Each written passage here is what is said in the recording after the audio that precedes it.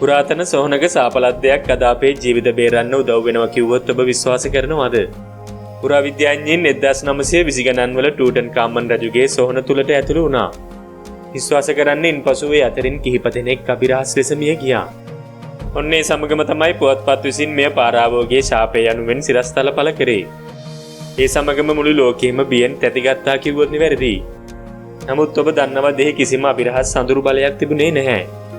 මේ පිටුපස තිබුණේ විද්‍යාව පමණයි. විද්‍යාඥයින් දැන් විශ්වාස කරන්නේ වසර දහස් ගණනාවක් පුරාවට සීල් කර තිබුණු එම සොහන අභ්‍යන්තරයේ ඇස්පර්ගිලස් ෆ්ලේවර්ස් කියන විෂ දිලීරය ව්‍යාප්ත වී ඇති බවයි. මෙම දිලීරය ඇසට නොපෙනෙන නිහඬ මාරයෙක් ලෙස හඳුන්වන්නට පුළුවන්. ටූටන්කාමන් රජුගේ සොහනට ඇතුළු වෙන පිටස්තරයන්ගේ ජීවිත උදුරා ගන්නා සාපයක් එහි ඇත්තේ නැහැ.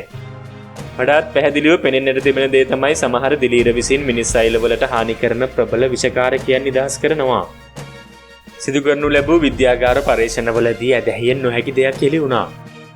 ඒ තමයි ටූටන්කාමන් රජුගේ සොහන තුලින් හමු එම දිලීරයට ලියුකේමියාවට එරෙහිව සටන් කිරීමේ සුවිශේෂී හැකියාවක් තිබෙන බව.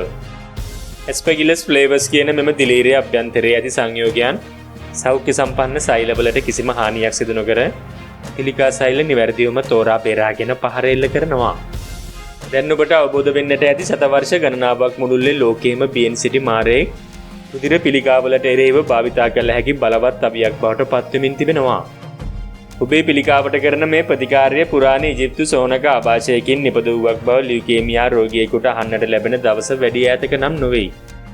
ඉතින් මේ පරීක්ෂණයන් සාර්ථක වුණොත් අනාගත පිළිකා ඖෂධයන් පැමිණෙන්නේ ලෝකවාසීන් වැඩියෙන්ම බිය වූ ස්ථානයකින්. ඉතින් හිතන්න අපේ විශිෂ්ටතම ප්‍රතිකාරය බවට පත්වීමේ අපේක්ෂාවෙන් තවත් මොන විදිහේ මාරාන්තික සතුරන් මග බලාගෙන සිටිනවා ඇද්ද?